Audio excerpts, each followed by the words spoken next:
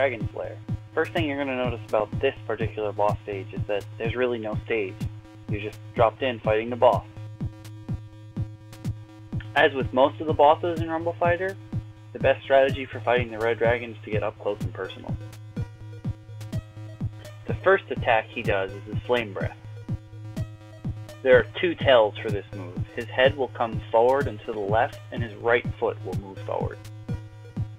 If you're up close though, it won't be able to touch you. And while he's doing it, you have plenty of time to hit him. You can hit any physical part of his body. This is including his tail. The big problem with this move though is that it's unblockable and the hitbox is really wide, way bigger than it should be, so be careful.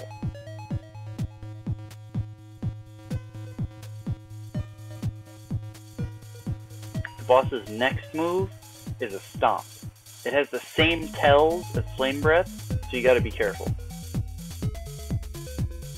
The hitbox isn't nearly as wide though. And unlike Flame Breath, this move's blockable. Be forewarned, it's his right leg that's doing the stomp. So if you're really close to him, you're gonna have to turn to face where his right leg is moving to. It'll move forward just one step. Don't try jumping over this, you'll just get hurt. The dragon's final grounded attack is a 3-part bite. Unlike his first two grounded attacks, when he does this technique, his right foot will move one step back. This guy here can turn on a dime. There's often no animation whatsoever for him changing direction before he does a grounded attack. If you're up close, this one will sail way over your head. As an added bonus of this move, after he bites 3 times he roars, so you have extra time to hit him. About 99% of the time, the red dragon won't do the same grounded attack 2 times in a row. Another good thing about this move, it's blockable. Dragon's first move where he gets off the floor is a hop and then a slam. The AoE on this move is about a quarter of the entire stage, so be careful.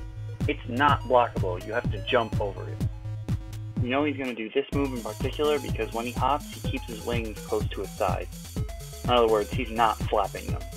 That and there's a gust of wind on the floor. He sometimes spams this move way more than once. The red dragon's next aerial attack involves him hovering and pushing wind at you. Again, if you're up close and personal, this move's going to sail right over your head. It'll also miss if you're far enough to the left or right of him when he's doing it. There are 4 gusts of wind when he does this attack. And remember that his tail is also vulnerable too. This move also happens to be blockable.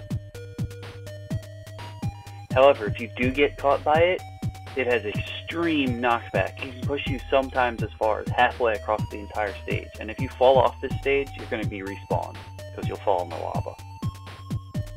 When he hovers, I find it easier to hit his tail, because unlike his legs, his tail is kind of stationary while he's hovering. Keep in mind that jump punches do more damage than jump kicks.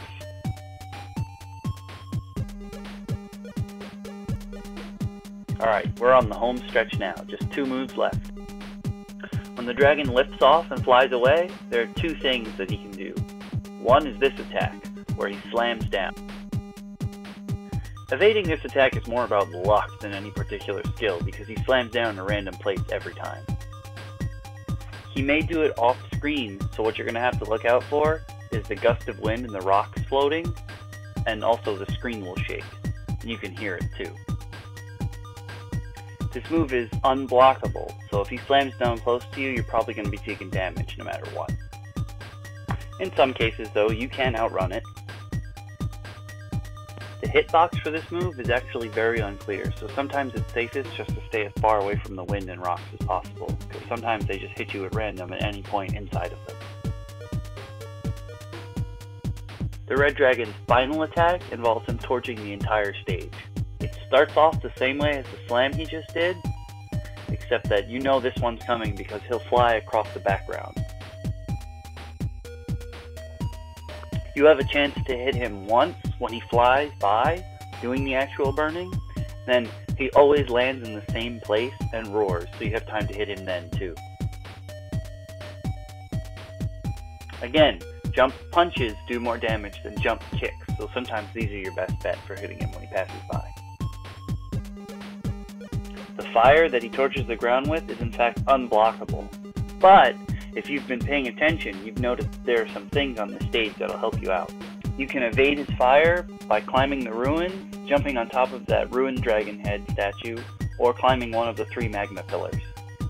If you have a projectile, like a frost bomb or a long-range exo, you'll be able to hit the dragon from any point that's higher than the regular ground.